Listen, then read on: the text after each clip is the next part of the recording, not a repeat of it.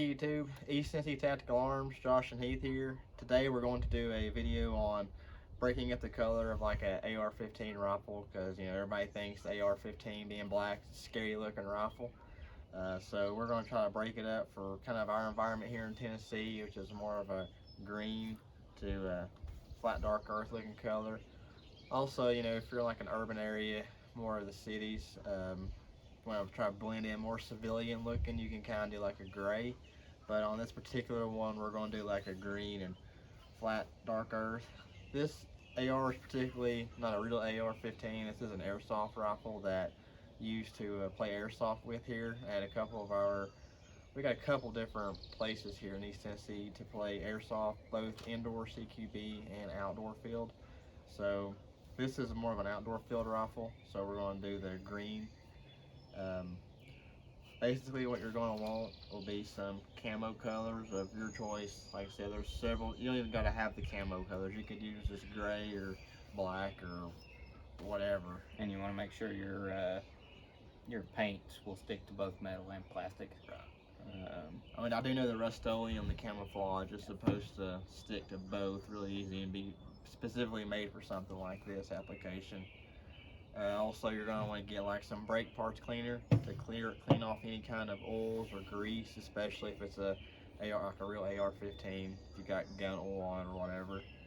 And we're going to use this net here to have more of a pattern on the rifle, kind of break up the colors a little bit, give it a little bit of a cool looking effect. But we'll go ahead and show you how to get the gun cleaned up, and then we'll start painting it. Now we're going to go ahead and take our brake parts cleaner, kind of spray down the rifle. I've actually sprayed it once. We'll just go ahead and spray it again just to kind of show you what we're going to do.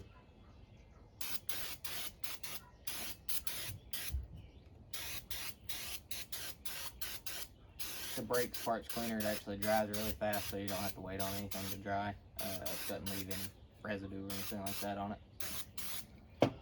Gives it a nice clean surface for the paint to bond to. Like I said, this is really important if it's got a lot of oil on it or gun oil on it. But even just grease and stuff from your sweaty hands will do the same effect, so that's why you want to be sure to get it good and clean. We'll go ahead and let that dry. Probably going to go ahead and grab a magazine that I'm going to be using in this rifle, not only just to have a magazine that matches it, but to also kind of keep a lot of paint from getting in the mag well. That way it won't be too tight going in. Also, we taped up the forward assist on here to keep from having a lot of paint buildup on it, so it'll still function good. And we also didn't want to paint the trigger, so we taped up the trigger. I mean, you could tape up your grip or your stock or whatever you want to do, but on this particular one, we're going to paint the whole thing except for the stuff that's been taped up. So I'm going to grab a magazine. Okay, so now that we've got it cleaned off the brake cleaners, there's two ways we know of to do this. Is you could tie it up to a tree or something and paint it outside, like one side and go the other side. But what we're going to do is lay it on a table and just paint one side at a time. Either way is going to work. Obviously, we're not looking for no top tier paint job here. It's just trying to make it blend in, break up the colors a little more to match the environment. And as a matter of fact, whenever the paint starts to chip and wear away, it gives it even more cool effect. So we're going to go ahead and spray it with some green that we have.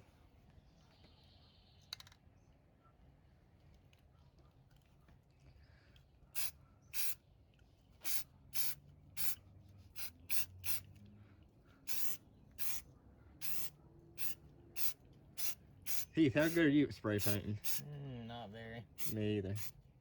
So yeah, this is going to be very interesting to see how this turns out, because we've never tried this before. Yeah, it's Josh's gun, so if it messes up, I don't care. And it's an airsoft gun too, so.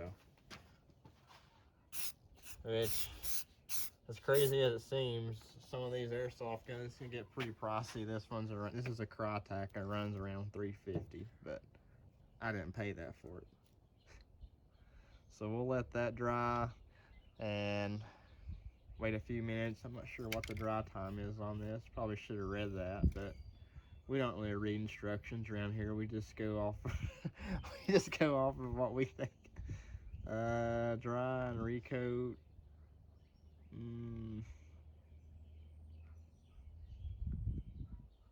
Oh, here we go. Recoat within 1 hour. Yeah, recoat within 1 hour. So we'll let this dry here for just a second and then flip it over and do the other side. Alright, now that this side's dried a little bit with the green, we're not going to flip it yet. We're just going to go ahead and finish up on this side, kind of make more sense. And then once this side we're completely happy, satisfied with it, probably won't be, but no, seriously, it's looking good so far. Pretty happy with it. But once we get done with this side, I'll flip it over and do the other side and show you a completed. But as you can see here, we've got just a few leaves laid down that we picked up out of the yard, and took like this mesh that I found at the Walmart, which is actually like a clothes storage basket. Cut it up. We'll see how this looks, and we're going to spray a different color on it now, a little bit of the brown. Go ahead, Heath. We'll let Heath spray this time. Yeah.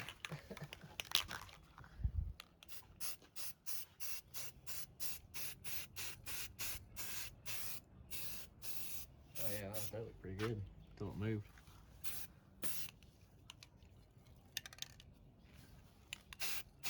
There you go.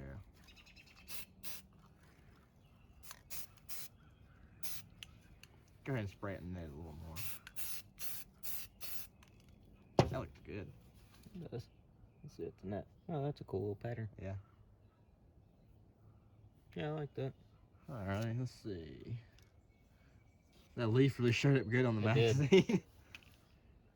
Cool. Yeah, So that we'll looks let this dry now and see what we decide from here. Okay, so we put down some parchment paper, wax paper for the other side, just in case. It was pretty much dry, but just to kind of, in case it's not completely set up, it won't stick so bad. We're gonna go ahead and spray it with the green, like we did on the other side. That's brown.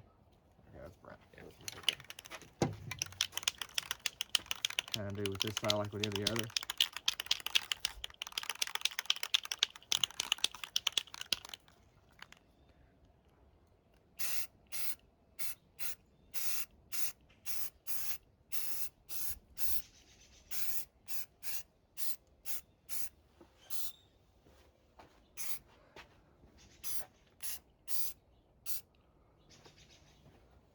And we'll give this a few minutes to dry again, and then we'll put the other color, the brown, back on top of it.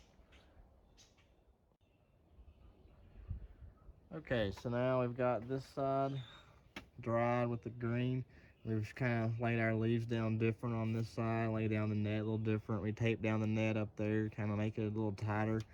We're going to go ahead and he's going to spray the brown on and see how this turns out.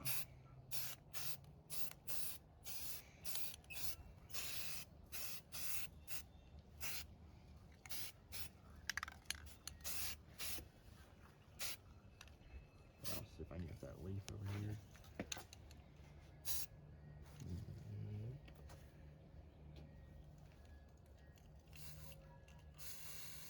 That's good enough. Put the top side up here, son. Okay, yeah.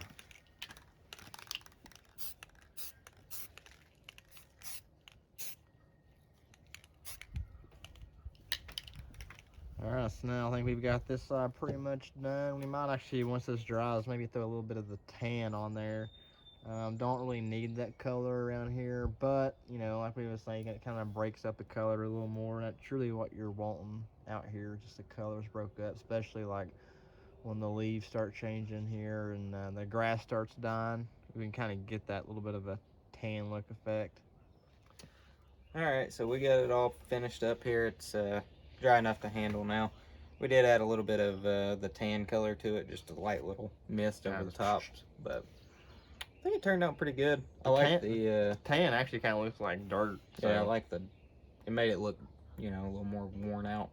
I do like the pattern, especially where it's doubled up. As you can see, it looks a little better than that up here where it was just a single pattern. But the leaves turned out pretty good on a couple of them, but not on. We got rid of the one that was up here on the handrail, just because you couldn't tell where that holes and stuff were. You couldn't tell that it was a leaf. It was just like a blob that we had missed or something.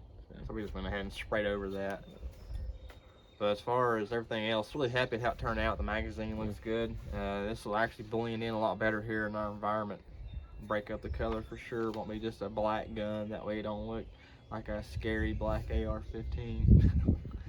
Yeah, I think I might do one on my. I've got a really cheap AR, so I might end up doing that. Yeah. So there might be another video coming on that one. So just keep an eye out for that. So hopefully this will answer your questions about any kind of painting you thought about doing your AR-15. Like I said, try to paint it the best to your environment wherever you are. I mean, if you're in a city, urban area like that, maybe just do like a gray or something like, you know, a silver. Probably more of a gray though would look better, like a flat gray. And the nice thing about this too, you know, it's super cheap yeah. to do versus Cerakote. So if you're actually using these to hunt with or something like that, and you do go up into like say Montana and it's snowing, you know, you can just buy a $3 can of spray paint and, you know, find a couple of sticks and, you know, a little mesh or something to set over it just to break it up a little bit. And like we're saying, as we obviously use this gun on the airsoft field and, you know, doing some moving around with it and rubbing it against stuff, it will tend to wear off, and, you know, that'll kind of make it look, break up the color even more, kind of scratch it off a little bit.